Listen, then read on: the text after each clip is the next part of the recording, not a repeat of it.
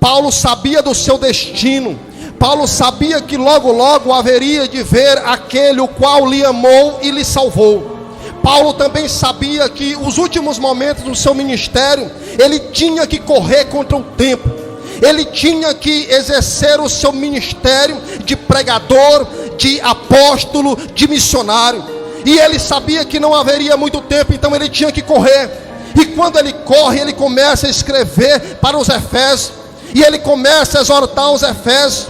E ele diz: ninguém vos engane com palavras vãs, porque essas coisas vem a ira de Deus sobre os filhos da desobediência. Paulo começa aqui, dá para os irmãos um toque que toda igreja precisa ter: cuidado. Cuidado com a má influência, cuidado com o crente carnal, cuidado com os ataques do mundo. Ora, Deus te levantou para viver um grande avivamento, mas esse avivamento, ele começa debaixo da obediência da palavra do Senhor.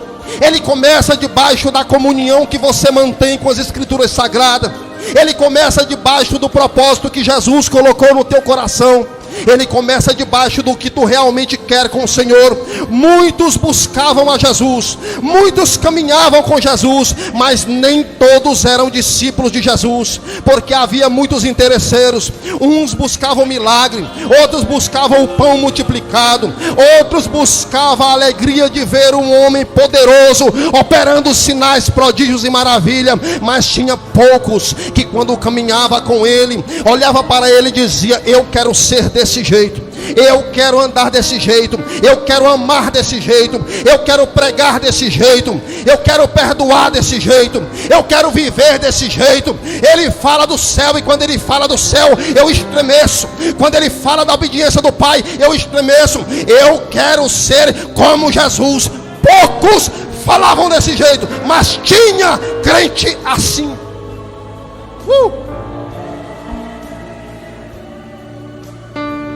Quando Jesus aparece para Paulo na estrada para Damasco, Atos capítulo 9, Jesus veio para despertar um homem que estava adormecido.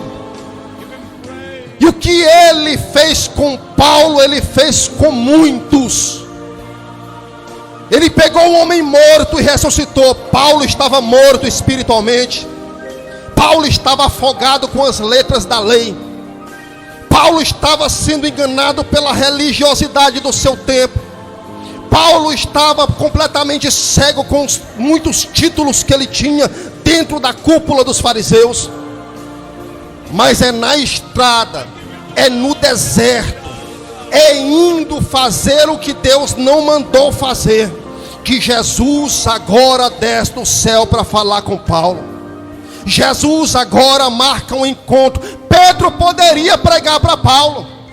Tiago poderia ter pregado para Paulo. Poderia. João poderia ou não poderia? Poderia ter pregado para Paulo, sim. Mateus, Bartolomeu poderia ter pregado para Paulo. Poderia. E eles eram todos cheios do Espírito Santo. Muitos homens poderiam ter pregado para Paulo. Mas Jesus olhou do céu e disse: esse aí quem vai pregar sou eu. Quer saber por que Jesus fez isso? O dia que você estiver no céu, pergunta para ele. Mas ele desceu pessoalmente para pregar para aquele homem. Paulo sabia o que era ter um encontro com Cristo. Paulo sabia a importância que era estar em comunhão com o Rei da Glória. Ele fica cego. E no momento que ele fica cego, e ele passa alguns dias orando e jejuando, Jesus aparece para um homem. E aquele homem era a coluna espiritual dentro da cidade de Damasco. Ele aparece em visão para Ananias e diz: Ananias, desperta. Sim, Senhor. Porque o crente, quando está vigilante, ele é sensível à voz de Deus. Desperta, sim, Senhor. Vai até a rua chamada direita, na casa de Judas. Lá tem um homem por nome de Saulo que eu quero usar.